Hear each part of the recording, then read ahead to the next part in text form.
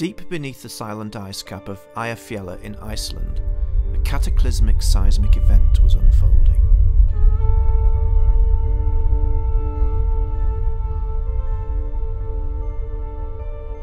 On the morning of 21st March 2010, a molten magma 1,000 feet under the glacier was building up pressure and forcing its way through fissures in the Earth's crust beneath the glacial ice cap. My phone rang at home. It was my friend Jon Magnusson from Reykjavik. He said, "John, hurry here to Iceland. This eruption is becoming huge. It is lighting up the night sky. You must see this."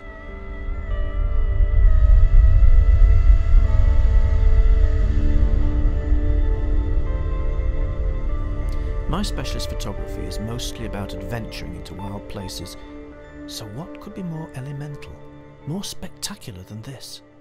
To witness the birth of a mountain. The next few days would be very challenging. The conditions at first would be extremely cold on the ice cap and then increasingly hot as we approached the molten lava fields. I needed to pack rugged and technical clothing. Into my rucksack went my favourite Rohan clothing.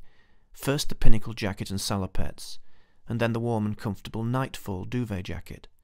And next, my constant companions, the Canon cameras, which are robust and powerful in situations like this. I boarded a plane and soon we were driving across the ice cap, the night sky already aflame with unearthly red and yellow light. Before me now was a wonder of the natural world. In the darkness of this subpolar night, towering plumes of erupting lava exploded into the sky, showering fiery rocks across the surrounding ash and ice. Boiling hot molten rock was gushing down the volcanic cone, making a grotesque and twisted lava landscape that creaked and groaned as it cooled before my eyes.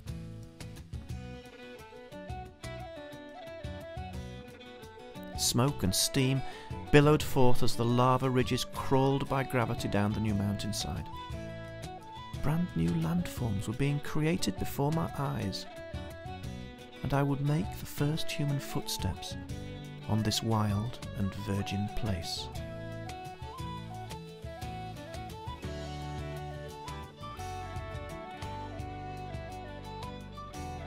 Like a scene from Dante's Inferno, I struggled across the cooling ash and rubble with my camera. Loose rocks clattered and rolled aside. My boots sank in the steaming lava sands amidst a stench of sulphur. All around were thin streams of boiling lava. Acutely aware of great danger, I carefully balanced over the fissures to make more photographs and to look into the fiery heart of the earth.